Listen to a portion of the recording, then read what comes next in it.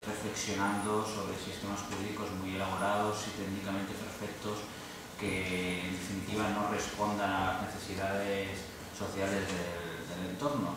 Y en este sentido pues, no nos parece suficiente con simplemente plantear una crítica a la legislación actual, sino que la gente necesita ya una solución a los problemas evidentes de acceso a la vivienda que hay en este país, y por lo tanto no nos podemos quedar de brazos cruzados mientras están echando a nuestros vecinos a la calle, delante de nuestras narices. Por eso, una de las primeras cosas que pensamos es que nosotros, en tanto que o somos o vamos a ser juristas, tenemos que ofrecer nuestras herramientas a la sociedad y prestar un apoyo.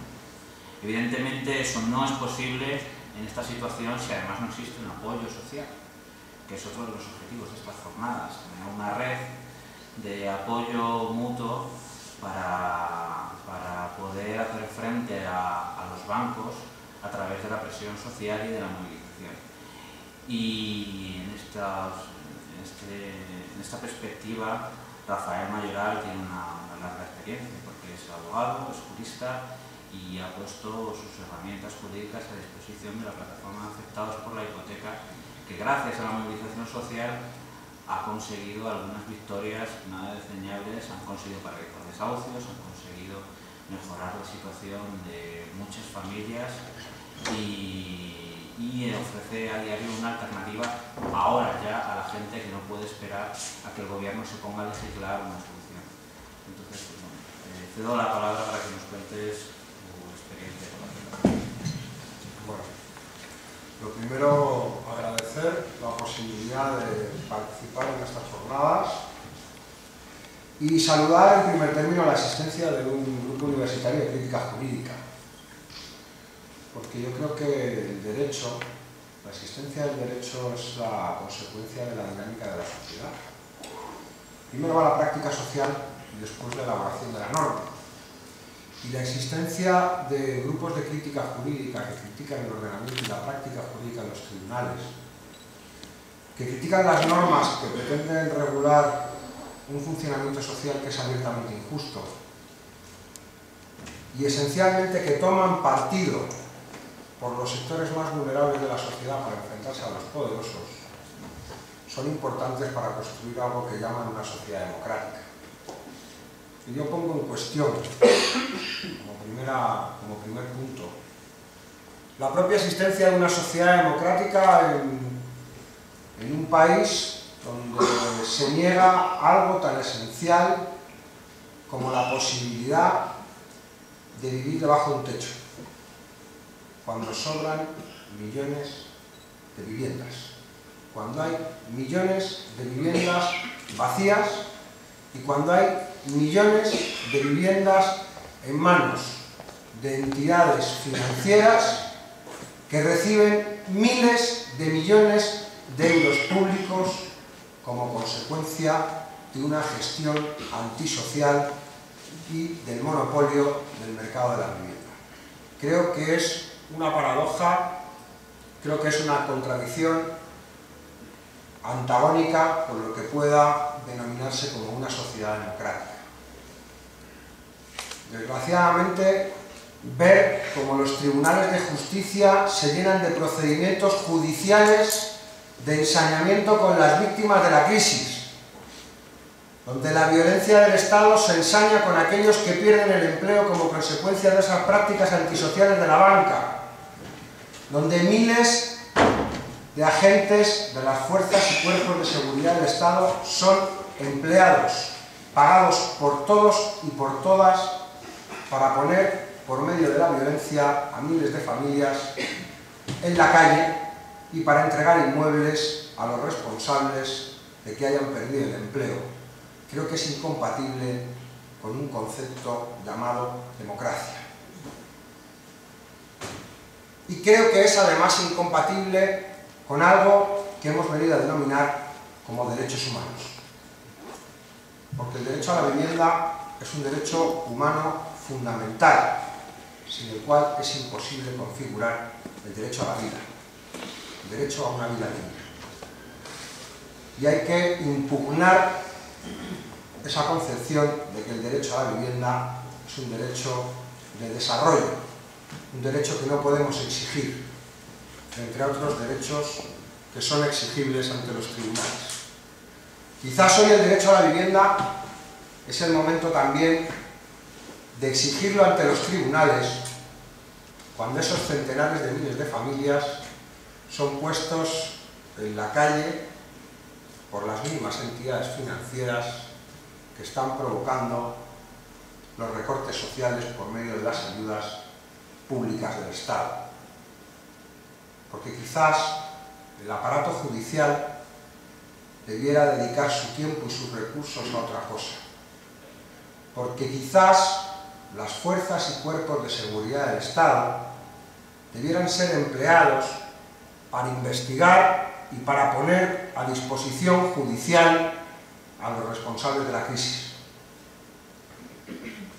Y a lo mejor, si hubiera que realizar alguna ejecución hipotecaria, nos encontraríamos con que no tienen medios para poder realizarla, porque los tribunales y las fuerzas y cuerpos de seguridad del Estado están preocupados de lo importante, que es de perseguir, de investigar a los responsables de la crisis. Y a muchos y a muchas nos gustaría ver esos grandes dispositivos policiales en las reuniones de los consejos de administración de las entidades financieras.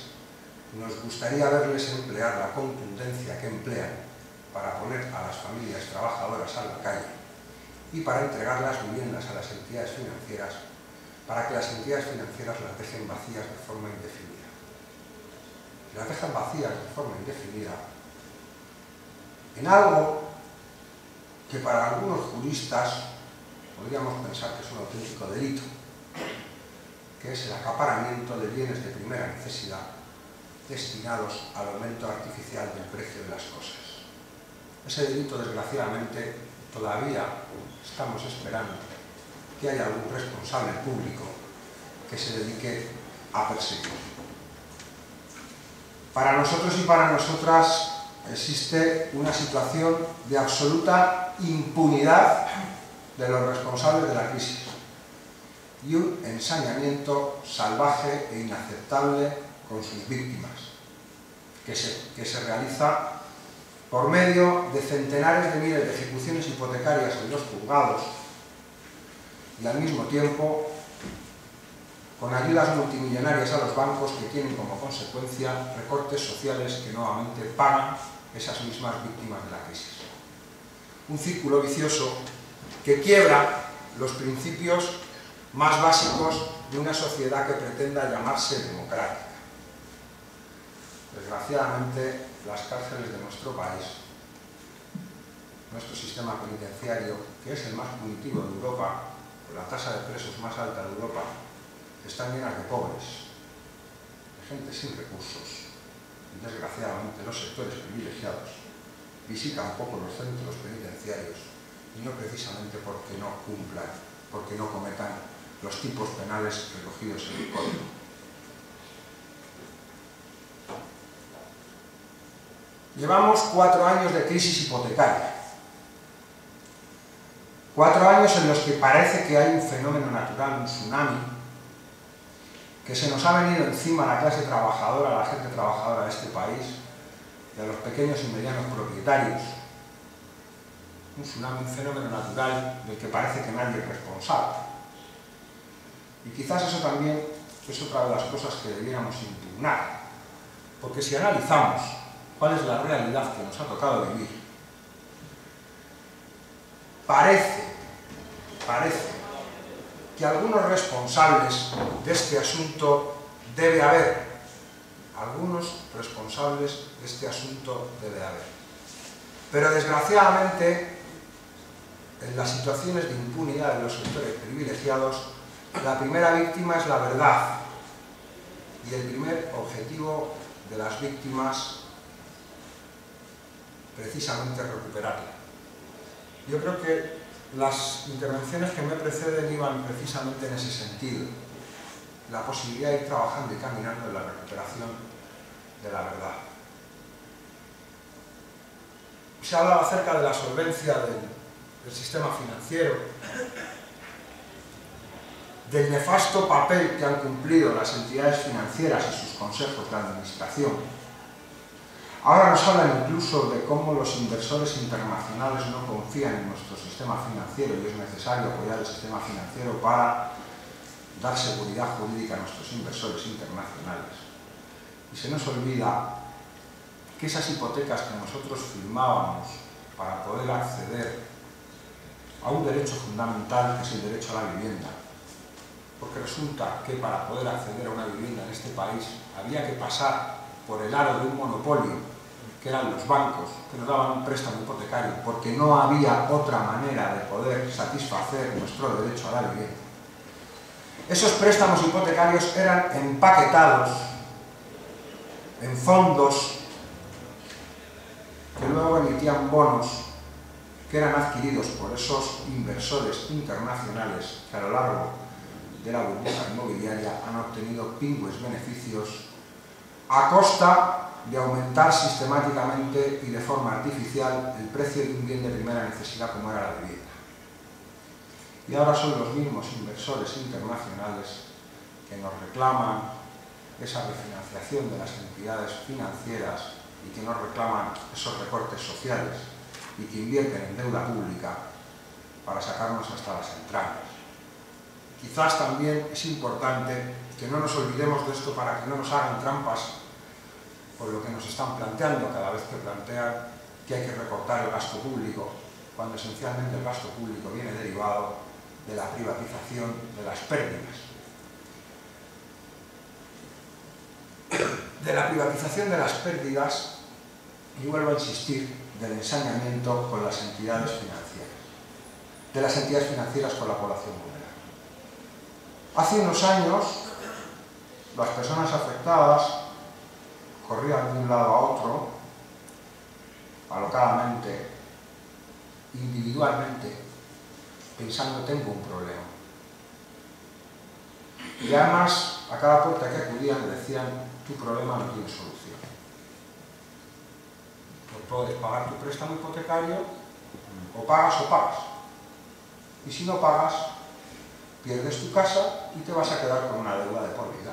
No hay solución, porque la ley es así. Y poco a poco, yo empecé en este camino de la mano de la Coordinadora Nacional de Patronos en España. Es cierto que allá por el 2008 los primeros en caer fueron los sectores más precarizados de la clase trabajadora. Y poco a poco se fue extendiendo, porque como el paro fue aumentando, cada vez había más afectados. Después afectó al conjunto de la clase trabajadora y poco a poco además fue llegando también a los pequeños y los medianos propietarios, que también se vieron afectados. Y aquellos que al principio señalaban y miraban, se endeudaron porque no sabían, se endeudaron por encima de sus posibilidades. Es que la gente es muy alocada firmando hipotecas. Poco a poco, cuando fue acercándoseles la ola, fueron reflexionando y se dieron cuenta de que los monstruos también iban por ellos, porque también podían perder el empleo, también podían sufrir un accidente laboral o una enfermedad que les impidiera trabajar, y frente a esa situación el banco no iba a tener piedad con nadie. Y ese fenómeno se ha ido extendiendo, y hoy es un fenómeno al que poco a poco las personas afectadas comenzaron a dar una respuesta colectiva y pasaron del yo a nosotros. Se crearon los grupos, primero las movilizaciones ya de los UPC Madrid, trabajando con compañeros migrantes, muchos de ellos con nacionalidad española. Barcelona se creó la primera plataforma de afectados por la hipoteca, se hicieron las primeras movilizaciones. Al principio los desahucios ocurrían, pasaban todos los días, pero no se veían. Llegaba una comisión judicial con un agente judicial, un gestor, el procurador, y una pareja de la policía municipal, llegaban al domicilio, auxiliados por un cerrajero, rompían la cerradura y tomaban posesión. Y no pasaba nada porque nadie se enteraba de nada.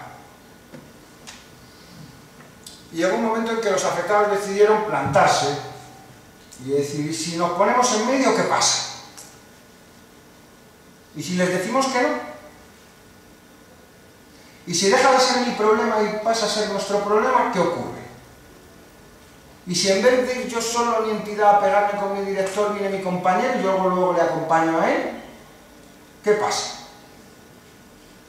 Y así se empezó a generar una respuesta colectiva, una acción colectiva. Y aquello que nos decían que era imposible, que era, mire usted, si yo le doy a usted la propiedad de la casa, usted me deja sin deuda. ¿Por qué? ¿Qué sentido tiene esto, no? Pues resulta es que, mire, usted me deja un dinero para comprar una vivienda, un préstamo hipotecario, a lo mejor para alguna cosa más.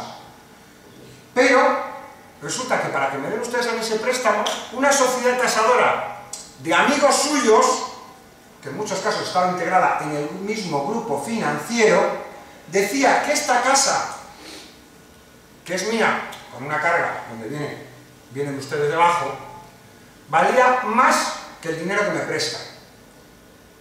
¿Se me ha ocurrido a mí el valor? No, se les ocurrió a ustedes. Entonces, si uno de los elementos esenciales para conseguir mi consentimiento para firmar ese préstamo hipotecario era que con el bien, con la garantía real, con ese bien, era suficiente para saldar la deuda, ¿por qué ahora, cuando llega el momento en que yo no puedo pagar, me dicen que ese bien no vale lo que ustedes decían que valía? Bueno, ustedes o sus amigos. Pero para el caso era lo mismo. Yo pongo un ejemplo siempre. Es el grupo Caja Madrid. Caja Madrid tenía una entidad financiera y su tasadora, que era Tasa Madrid, que va todo al mismo balance y responde al mismo interés, ¿no? Creo que es evidente. Pues el resto de entidades financieras tenían cosas muy parecidas, con lo cual difícilmente se podía decir que no tuvieran nada que ver con la fijación de ese precio. Y además, una segunda cuestión que se le plantea a las entidades financieras. Mire usted, yo es que resulta que no tengo dinero suficiente para encontrar una alternativa habitacional. Ustedes van a dejar esta vivienda vacía de forma indefinida durante muchos años y yo no puedo pagar la cuota hipotecaria, pero sí puedo pagar un alquiler. Y ya que ustedes van a dejar la vivienda vacía durante un tiempo, adjudíquense la vivienda, anótenla en el registro de la propiedad, pero ¿por qué no me dejan la vivienda en alquiler? Por un alquiler que pueda pagar. Y pensamos, ¿qué es un alquiler justo? Y reflexionábamos colectivamente, ¿qué es un alquiler justo? ¿Qué es un alquiler social, no? Y claro, tenemos que poner una cifra. Y resulta que hay una cosa que firmó el Reino de España hace un tiempo, y ratificó también, que es el Pacto Internacional de Derechos Económicos, Sociales y Culturales, que es un pacto que desarrolla la Declaración Universal de Derechos Humanos. Y lo que pone en ese pacto lo desarrolla y lo interpreta una cosa llamada Comité de Derechos Económicos, Sociales y Culturales de las Naciones Unidas. Y resulta que ese comité emite unas observaciones generales orientativas hacia los Estados, ¿no? Que deberían informar, ¿no? Esas observaciones generales deberían ser asumidas por los Estados que ratificaron el pacto. Y dice que para satisfacer el derecho a la vivienda, las familias no deberían gastar más de un 30% de sus ingresos. Y dijimos, bueno, esa nos parece bien. Esa cifra es interesante, ¿no? No un alquiler que no supere el 30% de la renta familiar. ¿Por qué? Porque es un derecho humano. Porque es la manera de satisfacer un derecho humano. Es justo, parece justo. Y por eso fijamos el 30% como reivindicación. Un máximo del 30%. Que lógicamente, en función de las cargas familiares, pues tendrá, y de los ingresos que tenga la familia, pues habrá que ponderar también. Y comenzamos a pelear. Desde entonces se han paralizado 500 desahucios en el conjunto del Estado, con movilizaciones populares impulsadas por la plataforma Afectados por la Hipoteca, por las asambleas populares del 15M y por otros colectivos sociales. ¿Y qué legitimidad tiene que un grupo de vecinos y vecinas se planten en la puerta de un domicilio y le digan a una comisión judicial, mire usted, esto no se puede hacer? Es una pregunta.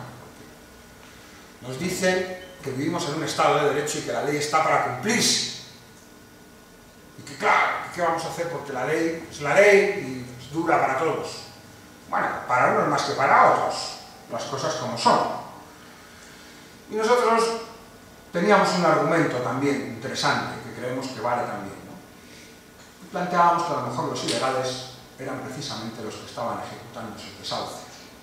Porque nuevamente volvíamos a ese pacto internacional de derechos económicos, sociales y culturales, y a esas observaciones generales del Comité DES, que también plantea, con respecto a los desalojos forzosos, es decir, los desahucios, que no debe haber desalojos forzosos sin alternativa habitacional, que no debe haberlos, mucho menos cuando hay viviendas de sobra. El relator de Naciones Unidas, en su informe acerca del derecho a la vivienda en España, recogía datos del censo de 2001. En nuestro país, en 2001 ya había 3.096.000 viviendas vacías, sin contar segunda vivienda.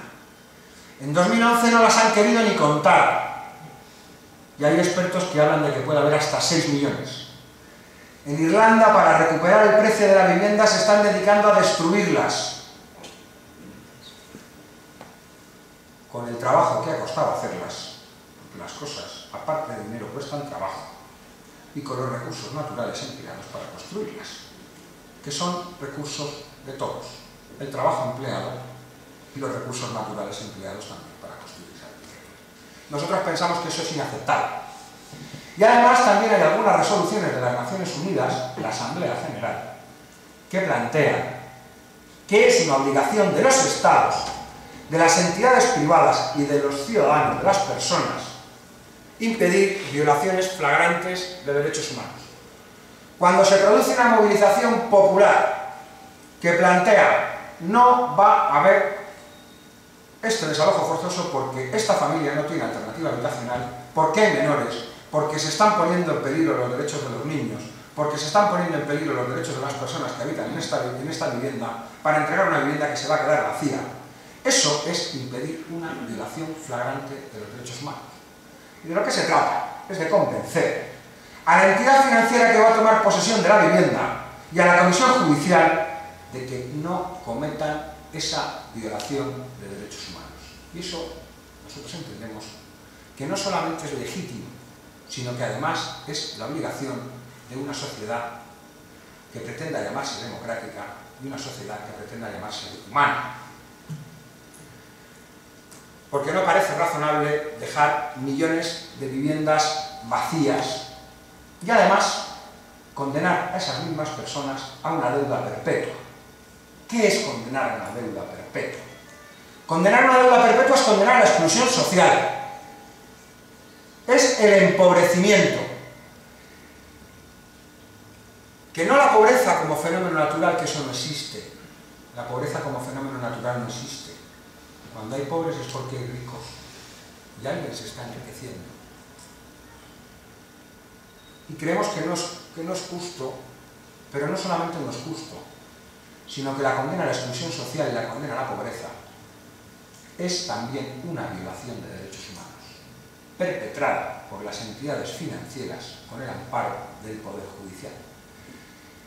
Porque además es importante también que sepamos que más del 70% de los procedimientos de ejecución hipotecaria en nuestro país se están realizando sin representación ni defensa letrada de los deudores, es decir, en absoluta indefensión, en una violación flagrante también de los derechos humanos, porque se viola el derecho a la defensa y el derecho a la tutela judicial efectiva. Nuestro país tiene por costumbre ir por el mundo dando lecciones de derechos humanos. Yo creo que quizás debiéramos de vez en cuando aplicarnos el cuento y empezar a ver lo que ocurre acá. Porque el Reino de España, en materia de desahucios, hoy es responsable de violaciones sistemáticas de derechos humanos contra la población vulnerable para garantizar los intereses de los sectores privilegiados de la sociedad. Y ante eso es legítima la respuesta. Creemos que es imperiosa la respuesta. Y la plataforma de afectados por la hipoteca es esencialmente un espacio de apoyo mutuo de los afectados y de personas solidarias que pelean por el derecho a la vivienda, que pelean en contra del endeudamiento perpetuo por medio de la acción colectiva, poniendo en marcha el conjunto de la sociedad civil para responder a las entidades financieras. ¿Y quién puede participar? ¿A quién podemos activar si conocemos que hay un desahucio? En mi barrio, en mi pueblo, ¿qué podemos hacer? ¿Es posible hacer algo? Claro que se pueden hacer cosas. Lo importante, en primer término, es no darse por vencido. Eso es lo más importante. Tener plena disposición a pelear desde el mismo momento que vemos que no vamos a poder pagar la hipoteca. No esperar a que el banco tome la iniciativa y tomar nosotros la iniciativa y reclamar lo que queremos. Y pelear hasta el final. Y se han conseguido daciones en pago, que es la adjudicación del bien al banco cancelando la deuda por completo, y se han concedido alquileres sociales. Hace 3 años nos decían que era imposible. Hoy nos dicen que es difícil, porque ya vamos consiguiendo bastantes. De hecho, hasta tal punto que hace un año decían, no, la moratoria de desahucios es una locura. La dación en pago es utópica. El alquiler social es propio de radicales. Bueno, un añito después de aquello, el señor Guindos, que fue, por cierto, funcionario de Lehman Brothers, una entidad, una práctica social reconocida, tuvo que sacar el código de buenas prácticas para intentar lavarse la cara. Y hablaba de dación en pago y hablaba de alquileres. No es lo que nosotros queremos, porque es potestativo de las entidades y, como se ha dicho al principio, con muchísimas restricciones para poder pasar por ese área. Pero sí empiezan a poner en la agenda política que es necesario hablar de ello. Nosotros creemos que debe ser un derecho universal de los deudores habitacionales, porque un deudor hipotecario es un deudor habitacional, es decir, alguien que tiene una deuda para satisfacer su derecho a la vivienda, para tener un sitio donde meterse. Y creemos que hay que tomar medidas de emergencia. Y entramos en diálogo con diferentes entidades de la sociedad civil, con las organizaciones sindicales, con las organizaciones del tercer sector, donde están diferentes organizaciones de solidaridad, como la Cruz Roja, como las Cáritas, como otras.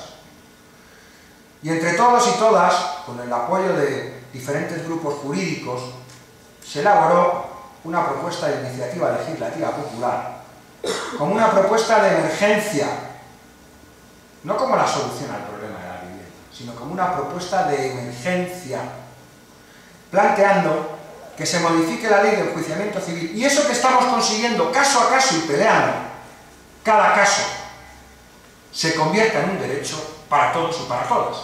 Porque creemos que la forma de construir derecho es la práctica social, pero queremos construir derecho. Y lo que nos planteamos es que el deudor tenga derecho a plantear la adjudicación de la vivienda a la entidad financiera y quedarse sin deuda, pero al mismo tiempo poder quedarse en la vivienda pagando un alquiler que no supere el 30% de la renta familiar, como primera medida de emergencia. Y eso es un consenso de esas entidades que participamos, y estamos en ello. Queremos recoger, y ya están recogidas más de 500.000 firmas, vamos a seguir con esa recogida hasta finales de enero, esperamos superar ese 1 millón de firmas, pero no solamente queremos ese 1 millón de firmas, no vamos a parar solo con la recogida de firmas, se continúa con las movilizaciones para la paralización de los desahucios, se continúa con las movilizaciones ante las entidades financieras para que acepten las daciones en pago, se continúa con la movilización en la calle, que es la única manera y el único lenguaje que entiende. Y creemos que es el camino para conseguir los cambios necesarios. Nosotros queremos más cosas desde la plataforma Afectados por la Hipoteca. Queremos más cosas. Queremos la creación de un parque público de vivienda en alquiler.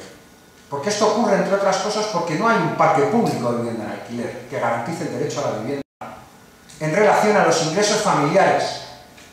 En relación a los ingresos familiares. Y que quite a las entidades financieras el monopolio sobre el derecho a la vivienda. Que no se nos ha ocurrido solo a nosotros y a nosotras, que el relator de Naciones Unidas para el derecho a la vivienda también habla de ello, que no es ningún radical. Y además nos planteamos la posibilidad de la despenalización del delito de usurpación. El delito de usurpación es un delito que se introdujo en nuestro país en el año 1995, justo para favorecer la burbuja inmobiliaria, que penaliza la utilización de viviendas abandonadas, viviendas a las que no se les da uso. Hasta el año 95, si alguien quería recuperar la posesión de una vivienda abandonada, se iba a un procedimiento civil y bajo el principio de mínima intervención penal recuperaba la propiedad, recuperaba la posesión sin ningún problema. En el 95 se les ocurrió meterlo en el Código Penal. Es interesante saber cuál es el anterior antecedente de cuándo estuvo regulado ese tipo penal, que fue en la dictadura de Primo de Rivera. Ni tan siquiera durante los 40 años de franquismo eso fue considerado un delito. Nosotros pensamos que eso es una sobreprotección de la propiedad que debiéramos quitar del Código Penal y probablemente nos hubiera ido bastante mejor. Porque nos estamos encontrando que, si bien no se persigue el delito de acaparamiento de viviendas, sí nos encontramos como miles de familias en nuestro país, en situación de extrema necesidad, se enfrentan a procedimientos penales por meterse en una casa de un banco que un banco tiene abandonada. Los bancos se están dedicando, entre otras cosas, a tapiar las viviendas, a no pagar las comunidades de propietarios y a destruir la convivencia en las comunidades. Nosotros creemos que igual, si eso no existiera, todo sería bastante más sencillo, porque facilitaría la acción de la propia sociedad civil para solventar estos problemas. Y sobre todo, no se estaría dando un ensañamiento con aquellos que están siendo víctimas de la crisis. Y la compañera ha apuntado algunas preguntas, y yo creo que son interesantes, son muy interesantes, ¿no? Y es que esa banca privada no es capaz, no solamente es que no es capaz de satisfacer las necesidades de la sociedad, sino que está realizando una actividad absolutamente antisocial, que va en contra de los intereses de la inmensa mayoría. Habrá que preguntarse qué hacer con eso. Habrá que preguntarse qué hacer con eso. Porque si no sirve, pues tendremos que cuestionarnos, ¿no? Sobre todo si les estamos dando miles de millones de euros, ¿qué vamos a privatizar las pérdidas? No, a nacionalizar las pérdidas y a privatizar las ganancias. Pues a lo mejor si lo hacemos al revés resulta mucho más rentable para la sociedad. Pero es una pregunta que dejo, ¿eh? No lo planteo como reivindicación directa, pero yo lo dejo a modo de pregunta. Pero es que voy a plantear otra cuestión que a mí sí me parece importante, ¿no? Porque yo hablaba del parque público de vivienda en alquiler, ¿no? Y voy a hacer una pregunta. Resulta que ahora, cuando nos daba por las grandes infraestructuras y todas esas cosas, y había que construir una carretera, y resulta que cuando se hacía el plano, esa carretera pasaba por el campo de un paisano. Y se decía es que esta carretera es de interés general. Nadie tenía duda de qué había que hacer con la carretera, con el campo del paisano. La pregunta es, si las entidades financieras tienen millones de viviendas vacías, que no usan, y resulta que hay una situación de emergencia habitacional en el país, y se tienen que soltar miles de millones de euros, ¿para qué queremos el justiprecio? ¿Por qué va a haber alguien en situación de emergencia habitacional? No es razonable, porque hay un incumplimiento de la función social de la propiedad, porque la propiedad debe estar sometida a su función social, y eso quiere decir que las viviendas están para que viva gente. Y ya no lo decimos nosotros, sino que ya he habido una jueza, que yo cuando hago las ponencias siempre lo he dicho esta mañana, y no me voy a cansar de repetirlo, creo que es la más valiente de España, que tiene juzgado en Elche, que emitió una providencia ante la solicitud de un banco pidiendo la entrega de la vivienda. Y le dijo, es público y manifiesto que las entidades financieras dejan las viviendas vacías y abandonadas durante largos periodos de tiempo y que no saben qué hacer con los inmuebles. Está plenamente acreditado el procedimiento que esta familia tiene necesidad de la vivienda y está haciendo uso de ella. Mientras el banco no acredite que va a usar la vivienda, no le vamos a dar la posesión. Yo creo que es una lógica aplastante. es una lógica aplastante que debería convertirse en ejemplo para la mayoría de la judicatura, que yo creo, y me vais a permitir la licencia, debiera dejarse esa actitud planilera de echar balones fuera, dirigidos al legislativo y al ejecutivo, y tomar la responsabilidad que tienen como judicatura y aplicar la legislación en materia de derechos humanos relativa a los desalojos forzosos, y no permanentemente echar el balón fuera y darle la responsabilidad al legislativo. Todos queremos, todos y todas queremos, que se legisle porque da seguridad jurídica, esa de la que tanto hablan ellos. Nosotros también queremos seguridad jurídica para los deudores habitacionales, queremos que se garantice el derecho a la vivienda, y por eso estamos peleando. Estamos convencidos de que esta batalla la vamos a ganar. Una cuestión de tiempo. Y animamos además a la participación para que ese tiempo sea cada vez más corto. Se está viendo que les estamos dando duro. Ellos nos están machacando, eso es evidente, ¿no? O sea, no seamos conscientes, este intercambio está siendo salvaje, salvaje. Pero yo creo que la sociedad civil está ya cada vez más consciente de esta situación, que la gente trabajadora está poniéndose pilas con el tema y se está viendo ya la propia preocupación del gobierno. Desgraciadamente,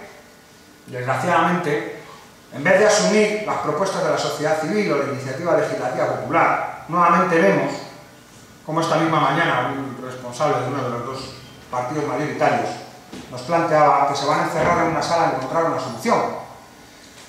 A algunos nos preocupa con quién se van a encerrar en la sala, aparte de con ellos, porque últimamente, en los últimos años, desde 2008, nos da la impresión de que se han encerrado en la sala con los consejeros delegados de las entidades financieras, que son a los que indultan en los consejos de ministros. Entonces nos preocupa porque han sido miles de millones de euros, se hablaba de los 141.000 millones de euros directos, pero no nos han hablado todavía de la cuantía de los avales concedidos a los bancos. Pensad una cosa, son avales de créditos que no se van a pagar. Imaginaos si alguien nos dice, aválame que no voy a pagar el crédito. Pues eso es lo que ha hecho el Estado con los créditos de los bancos. ¿Y con qué hemos avalado? Pues con los centros de estudio, con los centros de salud, con las prestaciones al desempleo, con las pensiones, con eso es con lo que hemos estado avalando. Una deuda absolutamente ilegítima. Entonces nos preocupa a todos y a todas. Veremos a ver, yo creo que la presión social sirve, que ese es el camino, que la acción y la lucha colectiva es el camino, que es el momento de pasar a la acción colectiva, salir y plantear que no son culpables las personas que no pueden pagar su hipoteca, porque no queremos que se vuelvan a repetir hechos como los que ocurrieron hace pocas semanas en Granada y en Valencia, fruto de la culpabilización de los deudores, que preferimos pelear, que es el momento de pelear y de plantarles cara, y que es responsabilidad del conjunto de la sociedad civil lanzar un mensaje generalizado a los deudores de que esto es un problema de todos y de todas, porque si yo no puedo pagar mi hipoteca es mi problema. Si miles de personas no pueden pagar su hipoteca es un problema del banco, pero si centenares de miles de personas no pueden pagar su hipoteca es un problema del país, y es un problema del país que tiene responsables y están en los consejos de administración de los bancos.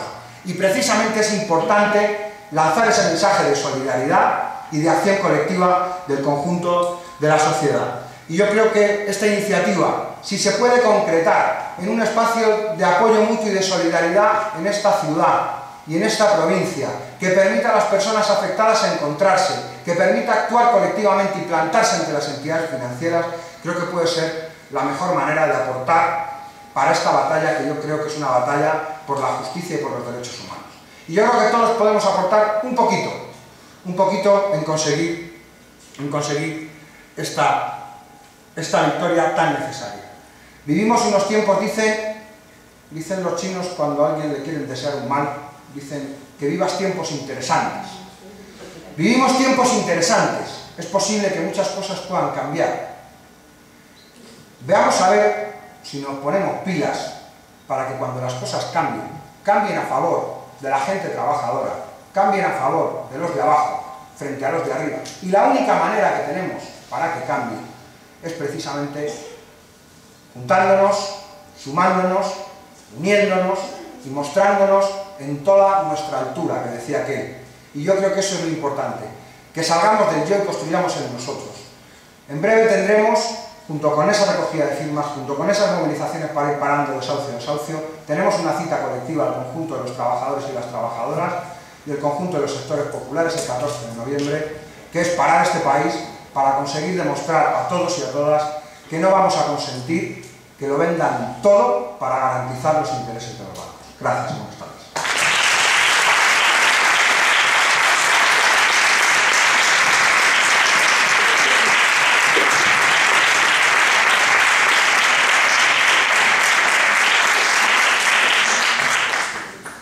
Bueno, pues muchísimas gracias a Rafa Mayoral.